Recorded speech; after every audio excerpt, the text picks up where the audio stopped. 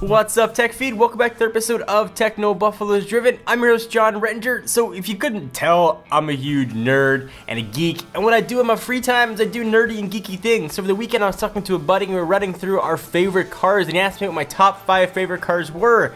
And it took me a really long time to figure out what they are out of all the cars that you can get or order right now. So I thought, why not turn into a video and share with you what my top 5 cars are right now. Let's go ahead and get started.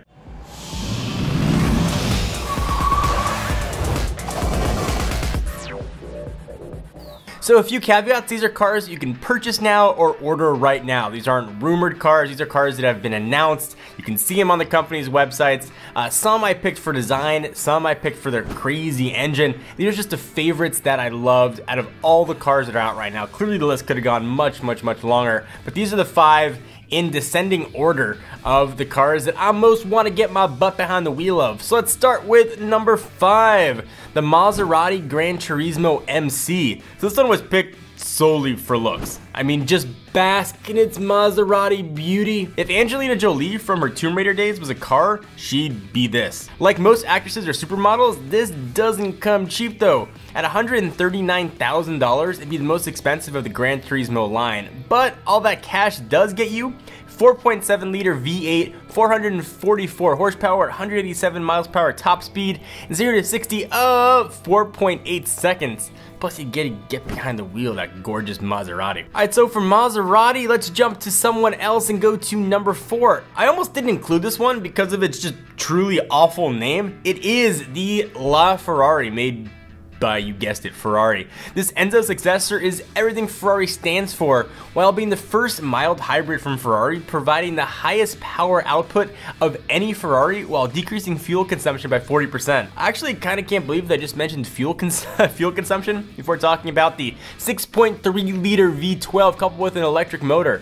Ferrari claims the car has a top speed exceeding 220 miles per hour that's capable of reaching 62 miles per hour in under 3 seconds, and at its top speed of 190 miles per hour in under 15 seconds. Ferrari also claims the car has lapped its Fiorano test circuit in under 1 minute and 20 seconds, which is faster than any other road legal car Ferrari has ever produced. So it clearly isn't your mom's hybrid.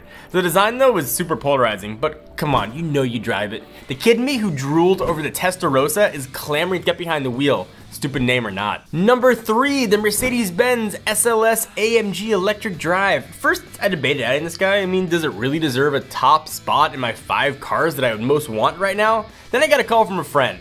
So Mercedes flew him to Germany to test drive this baby, and he was floored. He said it was, and I quote, the most powerful car he's ever driven, and he spent time behind the wheel of a Bugatti Veyron. This guy has driven absolutely everything out, so I'm taking him at his word. So not only is the electric supercar AMG's quietest model by a long way, it's also the brand's most powerful. Electrification provides the SLS with 740 horsepower and 738 foot-pounds of torque. With the twist, it's all available from a standstill. It's the beauty of electric motor. So power is generated by 4 contact permanent magnet synchronous electric motors that spin up to 13,000 RPM and through a so-called axially arranged transmission. In comparison, the new for 2013 gas-powered SLS AMG GT turns out 453 horsepower, 489 foot-pounds of torque. So we're looking at 250-ish pounds of difference. Mercedes-Benz claimed the electrified SLS will hit 62 miles in 3.9 seconds before topping out at electronically limited sad 155. So yeah, it's freaking fast, and it's got that crazy metallic paint, and it looks pretty awesome. I can't wait to get behind the wheel of it. I'm jealous you got to go to Germany to try it. Do you guys agree or disagree with that being number 3 on the list? Love to hear your thoughts. Number 2, the McLaren P1. Does this car really need that much explanation? Just look at it. So what'd you expect to come in at number 2? The Honda Odyssey was going to secure the 2nd spot on my list.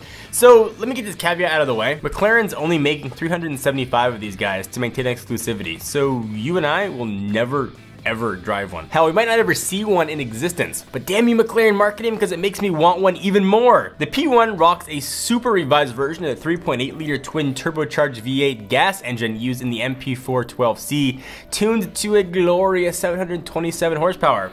Engines pair with an electric motor that produces an extra 176 horsepower. So the hybrid powertrain is connected to a 7-speed dual clutch transmission and give you a total power output of, wait for it, freaking 903 at 7,500 RPM and a maximum torque figure of 664 foot-pounds. P1's gonna jet from 0 to 60 in approximately 2.7 seconds. So hold on, 2.7 seconds. Boom, you're at 60 miles per hour. It's craziness. And 0 to 124 miles per hour in under 7 seconds.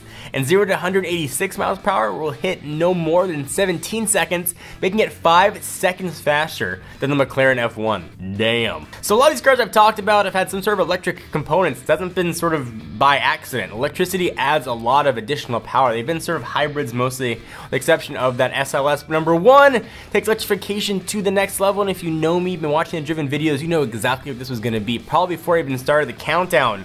Number one is my sweet, sweet, sweet baby, the Tesla Model S. So certainly the cheapest out of all the cars on the list. You can buy one at 60 kilowatt hour for only about $68,000 before tax credits. It is my dream car, and it's my list, so you shut your face. I love everything about the Model S. I love that it was built in America, built in California and Silicon Valley by American engineers and American workers. Although the batteries do come from Japan and Panasonic, I love what this car stands for. It stands for the future of automobiles. Now, I'm not the greenest guy in the world. I mean, I recycle and I try to not just leave carbon footprint everywhere.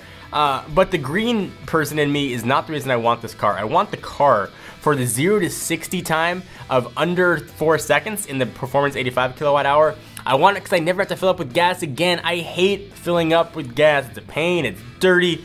Every time I leave my garage, if I've got it plugged in, I essentially have a full tank of gas. So the car comes in 2 battery packs. It's supposed to come in 3, but Elon Musk killed the smaller 40 kilowatt. You can get a 60 kilowatt hour battery pack. It's gonna get you about 220 miles of range going at 55 miles per hour, or you get a Big Daddy 85, you can get you about 265 miles of actual driving range. You can step up even further to a performance model, the 85 kilowatt hour. It's gonna get you, well, the same kilowatt hour, the same real miles per charge. It's gonna get you faster. It's gonna have about a 1.2 second faster to 60 time, again coming in at just under 4 seconds, which if you're doing math at home, makes it faster than a stock Porsche 911. And this is a huge electric 5-seat car that actually has seats in the back to seat 7 that goes as fast as 911. I love everything this stands for. I've had a chance to drive one several times, and I can't wait to hopefully someday have one gracing my garage. So what do you guys think of the top 5 list? Do you agree, disagree? Am I way off? I wanna know what your top 5 cars you can get order right now would be. Please leave your comments down below. Be sure to subscribe to the tech feed right here to get the latest tech content from your favorite YouTubers. Until next week, I'm John Rettinger. See you next video.